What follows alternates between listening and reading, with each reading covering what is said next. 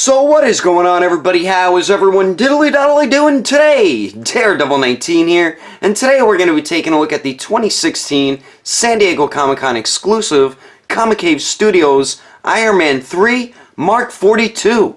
So let's get into it right away and start off with the boxes. So we do get a basic style box for Comicave Studios, and this right here is what the couch comes in, and it's just a basic brown box, not much going on. We do get an image of what the couch looks like. This is Comicave Studios, and then we do get the sticker for the 2016 San Diego Comic-Con exclusive. So that is that. Now for the Mark 42, and let me just say, this is my favorite type of box slash packaging that we ever gotten with a figure. I just love the slim look to it, and I just love the style of this box here. And on the front of it says Marvel Iron Man 3 Iron Man Mark 42. We do get a cool image of the figure right there. It says Comicave Studios on the bottom. Nothing on the bottom of the box or the top. Here's the one side of it there, and then the other side with the tab, because that's how you open it. And then the back of the box just shows some of the features the figure has, like 75% die-cast metal, LED lights. And then we do get the barcode and blah blah blah stuff nobody cares about. And the way you get this open, you just pull on the tab, and just really cool design for a figure's packaging. Just very cool looking.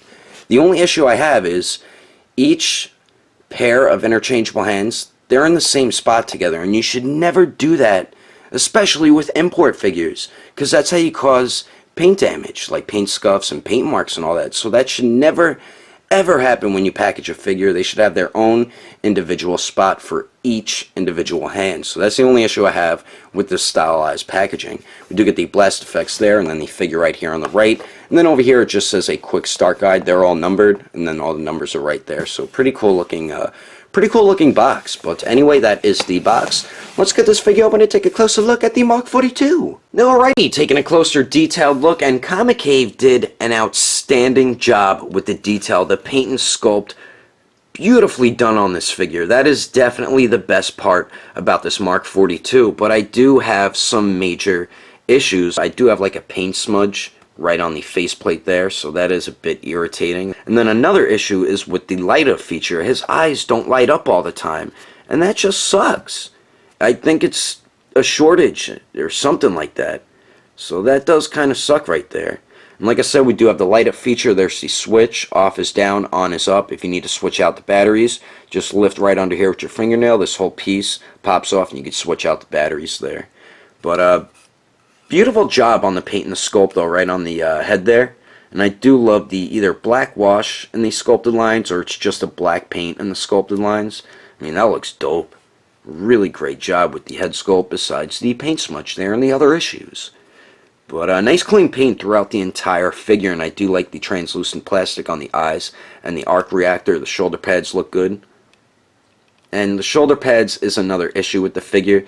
You should never connect the shoulder pads to the torso. It should always connect to the arms, because it just looks weird like that. You know what I mean? It just has a weird look to it. And another irritating thing about this is whenever you articulate the arms around, the shoulder pads pop off so easily, and it does it all the time, and it's so frustrating trying to peg them back in. So that is another issue I do have with the figure. The torso looks great though, beautiful paintwork on it, and very nice tiny sculpted details, especially around the midsection, right here on the side of the upper torso, right under the arm there. Beautiful sculpt and paintwork on this thing, man. Really nice job on it. And then the back looks dope too, nice tiny sculpt and paintwork around the lower back there, and then the upper back looks dope also. So very clean paintwork. That is definitely a big plus right there. The shoulders look good though. I like how we have the tiny sculpt and the dark and the black wash all throughout it, or the black paint. The arms look good too, and I like how they sculpted the lines and painted or put the black wash in them as well, so I do appreciate that. The forearms look good. Now for the legs here, and this is 75% die-cast metal, and you could definitely tell by the heft of the figure, and I really love die-cast on a figure. Some people might not like it, and some people might love it. We do have some very nice sculpt and paintwork at the hip joint right there, so nice job on that. The thighs look good, nice paint and sculpt again. Beautiful work on this figure, man, jeez. And then the knee joints, same thing like the elbow joints. We get some sculpted lines, and then they painted the black in there. See like a screw on the side, so I really like the way the knee joints blend in perfectly on this figure. Now the lower legs, very nice job on them as well. Great work on them. And then on the calf here, on the back of the leg, these pieces here, you could actually pop them out. But they really don't stay, so it's more of an annoyance than a little feature. So that is just something to note. Now the feet look pretty good too, and you can like shift them down. But another issue I have is the left one, the joint is so loose. I mean, come on, man. What is that? Hate such loose joints like that. And then there's the bottom of the feet looking pretty good. We got the peg holes there because he does come with blast effects, which we'll get into shortly. But overall, I think the best part about this figure is the detail. The paint and sculpt, I think, were executed so damn good on this figure. They just did an outstanding job with the detail, and that is my favorite part about this figure. But anyway, let's continue on. Moving on to the accessories, we get a bunch of awesome stuff included with this Mark 42. So we do get 4 different blast effects. We get a pair of smaller ones, which are for the hands, and I really do like the sculpt of them, so nice job with that. And it is a translucent plastic. As you can see, they painted the yellow, and then there's like a lighter orange and then a darker orange, so the paint does blend in pretty good on it. So we do get a smaller pair for the hands, and then we also get a larger pair for the feet.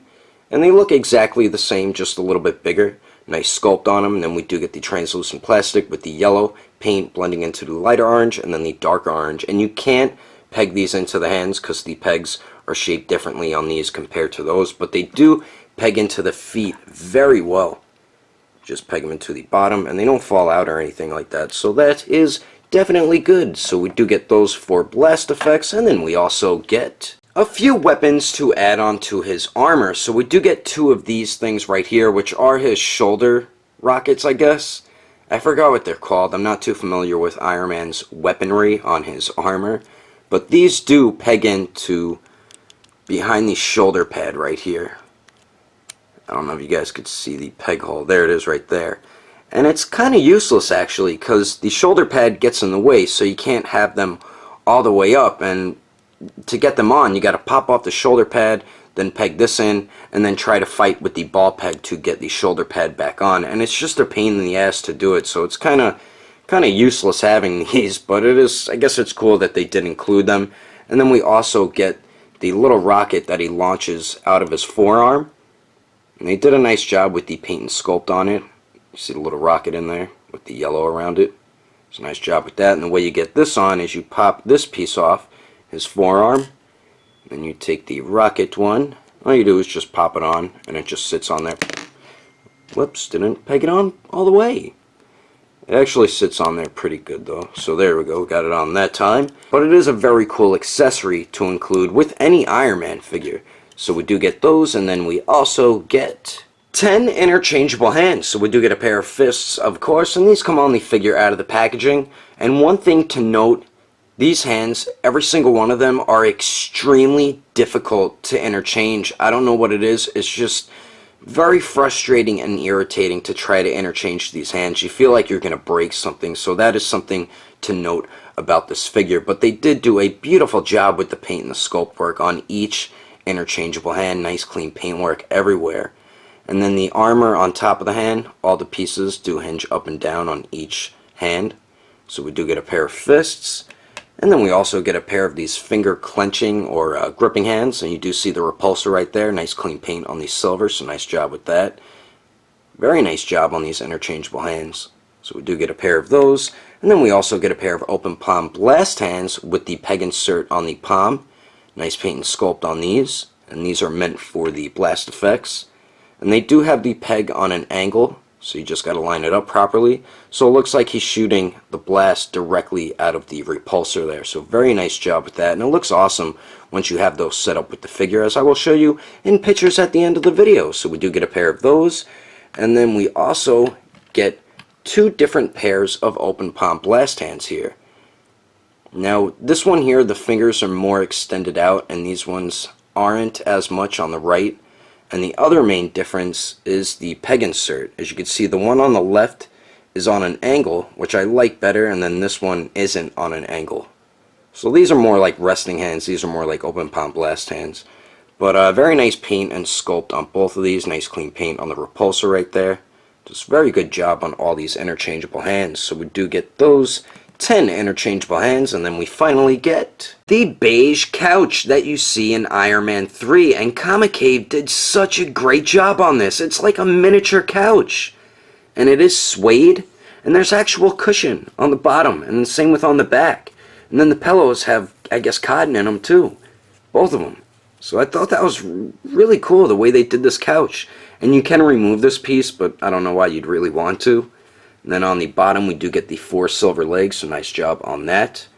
And this couch here is 10 times better than the SH Figuarts hard plastic couch that we got with their Mark 42. So very nice job on this added accessory with Comicave's Mark 42. But anyway, that is all the accessories included with Iron Man. Let's keep moving on with the rest of the review. Alright, so now for the light up feature, we do have the arc reactor and the eyes light up, which is pretty cool, but for some reason on mine with the eyes, sometimes they light up and sometimes they don't. It's like there's a shortage or something, and you know what? That should not be happening with the price that you're paying for these figures, so that is pretty disappointing. Now if you want to turn the lights on, the switch is located right there on the back to have them off. You gotta flick it down to turn them on, just flick it up. If you ever need to change out the batteries, they are located right here, so right under the gold. You gotta get your fingernail under there and just kinda lift up and the piece should pop off, so that's where the batteries are located in case you ever need to switch them out. And to put it back on is fairly simple.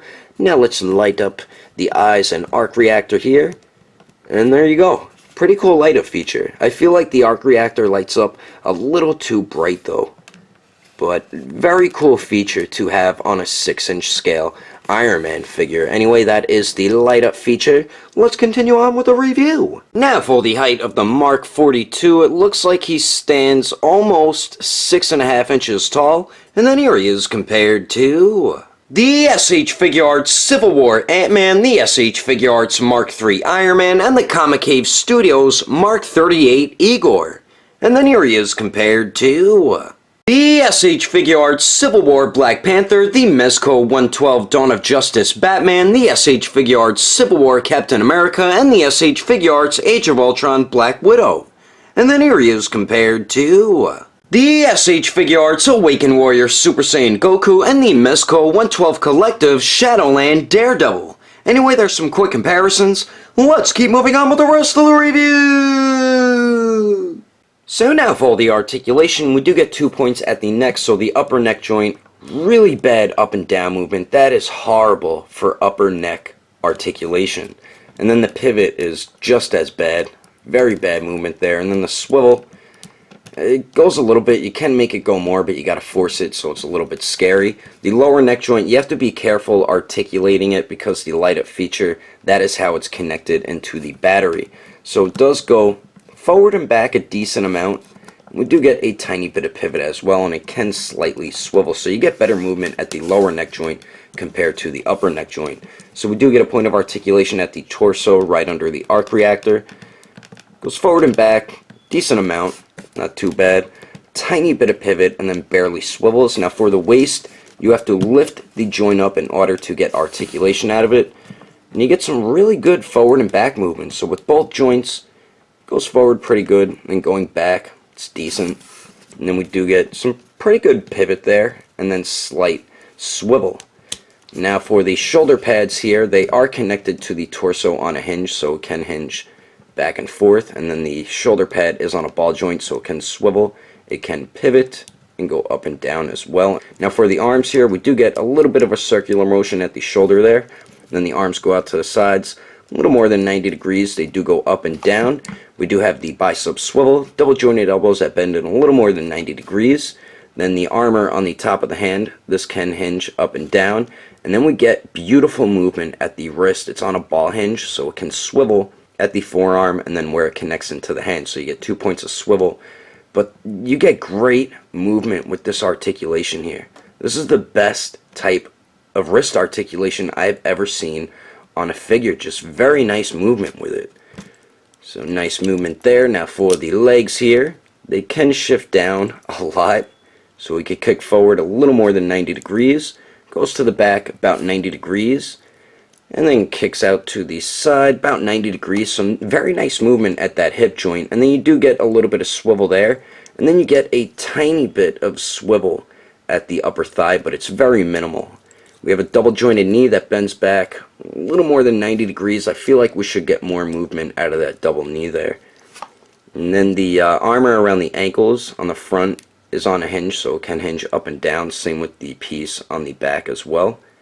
And then the ankle joint, you can actually shift down. And I just hate how loose this foot is. That's horrible. It does swivel, hinges up, down. Then we do get some pivot, but I feel like we should get a little bit more movement out of that pivot there. And then we do have a little bit of toe articulation.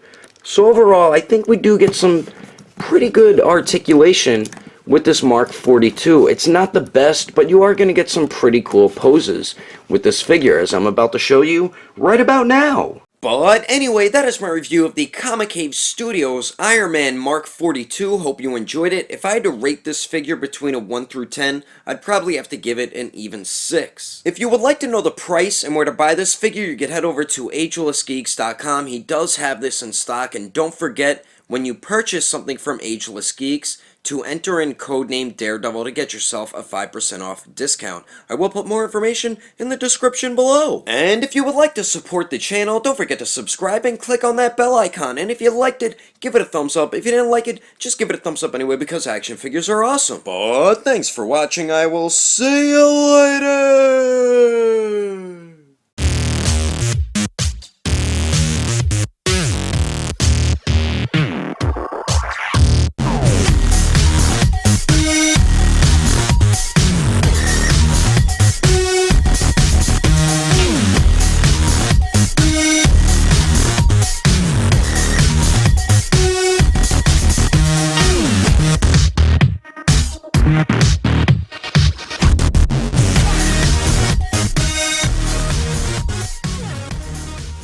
And today we're going to be taking a look at the San Diego Comic-Con exclusive. Ran out of breath. And today we're going to be taking a look at the San Diego Comic-Con exclusive. Damn it, ran out of breath again.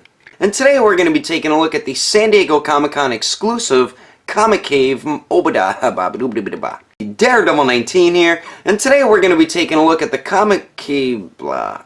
And today we're going to be taking a look at the San Diego Comic-Con exclusive Comicave. The SH Figure Arts Soul. The SH Figure Arts Civil.